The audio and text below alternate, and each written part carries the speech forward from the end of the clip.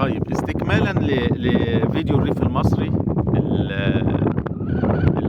الفيديو قطع، ما اعرفش السبب يعني.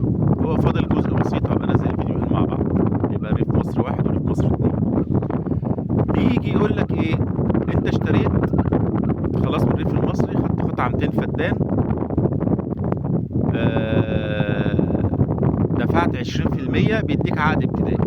ايه العقد الابتدائي؟ في حاجه اسمها عقد ابتدائي يا اخوانا، اللي هم بيقولوا عقد ابيض، وحاجه اسمها عقد نهائي اللي هو اسمه عقد اخضر. عشان تبقى عارف، عقد نهائي ده يبقى انت دفعت كامل قيمه الارض. عقد يقول لك في عقد اخضر يبقى انت دفعت كامل قيمه الارض. عقد ابتدائي يبقى انت دافع جزء من الارض وجزء لسه، فيبتدي يديك عقد. الشركه انا شركه النهارده اسستها وخدت ارض من شركه تنميه الريف المصري ودفعت 20%، فانا اسمي طرف ثاني وهم طرف اول. يقول لك اشترى الطرف الثاني اللي هو شركه اجرولاند مثلا للاستثمار الزراعي، اللي هي شركتي انا مثلا اسمها اجرولاند على سبيل المثال يعني. اشترى الطرف الثاني من الطرف الاول، ما هو مثلا ايه، قطعه ارض مساحتها 200 فدان، احداثياتها 1 2 3 4، وقد اتفق الطرفان على، وقد دفع الطرف الثاني ما هو 20% من قيمه الارض اللي هو مبلغ كذا كذا كذا، ومتبقي مثلا مبلغ 32,000 على الفدان، او مثلا 3,200,000 او متبقي مبلغ كذا.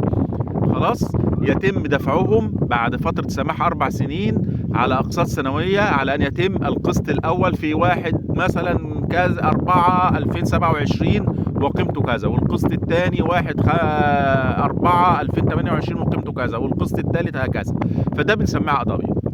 حضرتك معليك دخلت تاخد أرض من شركة، الشركة دي مشترية من الريف المصري.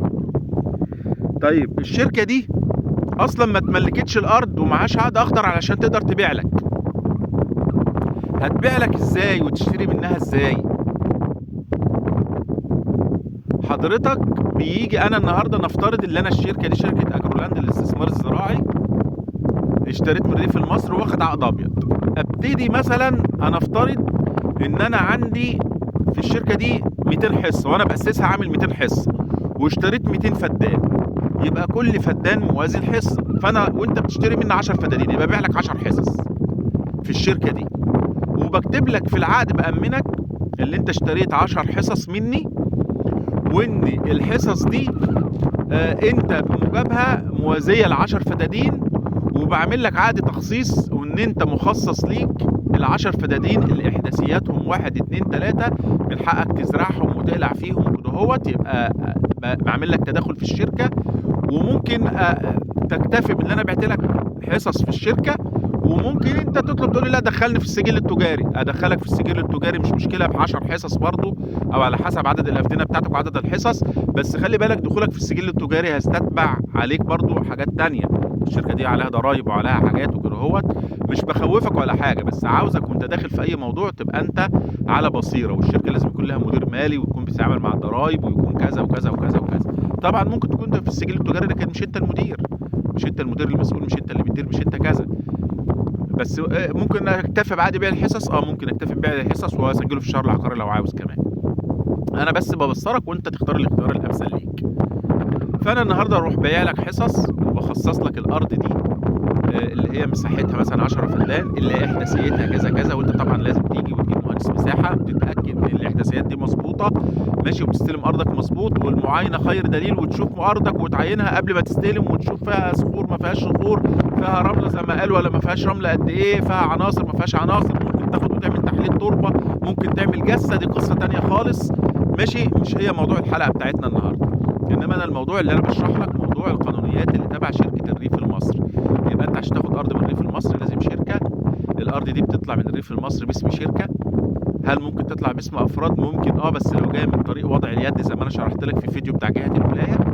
انما خلينا في الشركات اللي بتاخد ارض من شركه تنميه الريف المصري وتيجي، فهي مش بتبيع لك ارض، هي بتبيع لك حصص، وبتشترط عليك في العقد ان انت تدفع لما يجي ميعاد الدفع تدفع ما يوازي قيمه الحصص ديت من فلوس، سواء للشركه سواء لشركه الريف المصري، تدفعها باسم الشركه الاساسيه، لان انت عليك كده، عليك مبلغ هتدفعه. يعني ال10 فدادين دول قيمتهم في التقسيط مثلا لما نيجي ندفع بعد 4 سنين او 5 سنين 10,000 جنيه، فانا عاوز أأمن نفسي كراجل صاحب شركة، ان انت ما تجيش تسيبني واخلع، وانا اللي ابقى في الصورة، وانا اللي بدفع، وانا اللي بعمل، وانت مثلا مستلم الارض. وهي مصلحة متبادلة، يعني انت برضو من مصلحتك ان انت حضرتك تروح تدفع، لان افرض انا اللي دفعت، خلاص ما انا بدفع باسم انا، والارض باسم الشركة، انا بايع لك عقد حصص، بس هقرفك فيها بقى، واخد بالك، واقعد يعني ايه اقول لك يعني هعمل لك مشاكل او كده. لكن هو طبعا انت بتشوف حد محترم عنده شركة محترمة بتشتري منه وكده، هو يعني ده في الاساس رقم واحد على فكرة في اي تعامل، حتى خدها مبدئيا في حياتك كلها.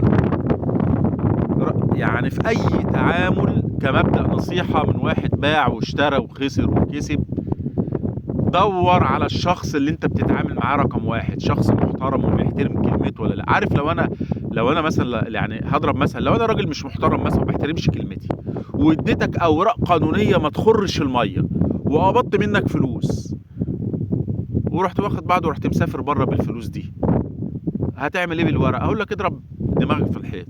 يبقى اروح بقى للريف المصري ولا اروح لكذا، اقول له اصل انا مشتري حصص، يقول لك يا ابني انا ما اعرفش انت شريك في انا بتعامل مع شركه والشركه دي مشتريه مني، انت مشتري حصص دي، روح اثبت نفسك بقى قدام المحكمه ان انت شريك في الشركه دي ولا مش شريك. دي مش قصه الريف المصري، قصه روح بقى في المحكمه واجري، وانا تقعد تجري بقى في المحاكم ليه وتقعد تعمل ليه